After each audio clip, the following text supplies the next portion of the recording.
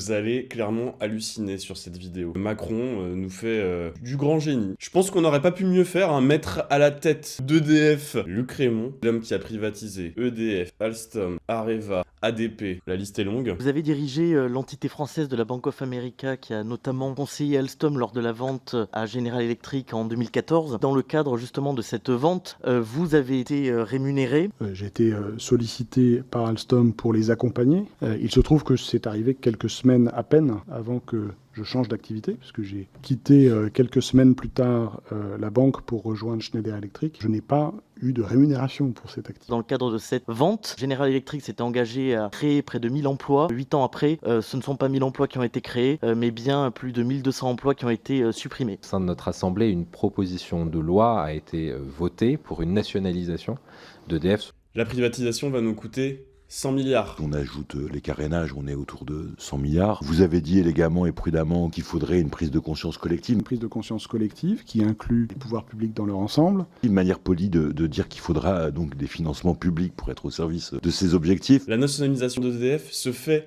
au pire moment de l'entreprise, c'est-à-dire que ça fait 20 ans que l'entreprise est endettée, qu'on a 26 réacteurs sur les 58 qui ne fonctionnent pas. Dans ces 26 réacteurs, il y en a 15 qui ne fonctionnent pas suite à un défaut de fabrication des réacteurs qu'on a implantés dans les années 80. Donc une fissure liée à un phénomène de corrosion sous contrainte a été détectée sur la centrale de Civaux 2. En fait, il y a 4 réacteurs de cette génération, 4 réacteurs dits N4 de 1450 MW en France. Donc EDF a décidé d'arrêter de lui-même ces 4 réacteurs. Dans le même temps, il y avait la visite décennale, la 3e visite décennale du réacteur de Penly 1. Et là également, l'opérateur a détecté des défauts. Les autres réacteurs pouvaient être également affectés.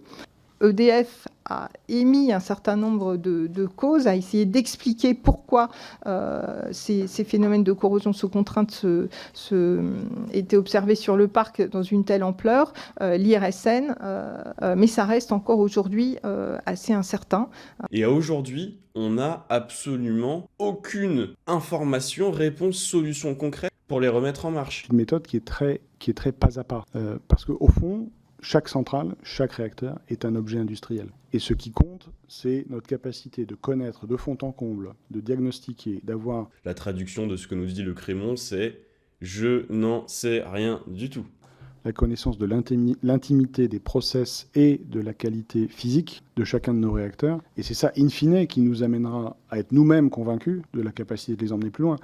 Des gens qui ont tout fait pour casser des entreprises qui nous appartenaient, qui fonctionnaient. Une fois que le grand capital les a bien essorés, bien pressurisés et qui se sont bien remplis les poches, ils nous refourguent le bébé et puis c'est à nous de nous en occuper. Les autres entreprises industrielles, vous avez un défaut générique, vous faites un rappel.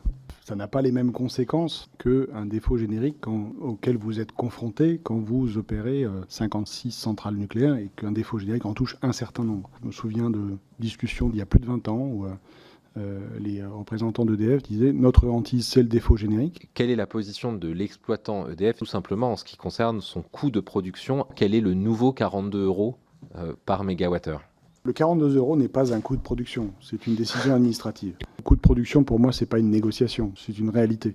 Dans ce cas-là, vous arrivez avec une économie qui, évidemment, n'est pas 42 € du mégawattheure et qui est plus proche de la façon dont l'entreprise formulerait librement ses prix. Je vais vous donner une indication qui est parlante. À l'époque où nous avons conclu ces contrats, était de l'ordre de 300. Pour que l'entreprise se redresse, en plus de l'effort des citoyens, il va falloir s'adapter aux nouvelles législations en vigueur mises en place au sein de la Commission européenne. Et donc, le nouveau 42 mégawattheures, c'est-à-dire prix qui est fixé par l'AREN dans le cadre du bouclier tarifaire, sera plutôt autour de 300 € dorénavant. Traduction, les prix de l'électricité vont augmenter, c'est-à-dire qu'en fait, nous, on va injecter du pognon de notre poche pour que l'entreprise puisse se remettre à flot, alors qu'elle a été privatisée pendant 20 ans. Et maintenant que plus rien ne fonctionne au sein d'EDF, c'est nous, contribuables, qui allons devoir remettre l'entreprise à flot et qui allons même pas pouvoir en bénéficier, puisqu'ils vont s'aligner sur les tarifs du marché. Oui, EDF doit pouvoir facturer son électricité au-dessus de 42 € du mégawattheure pour une partie significative de ses activités.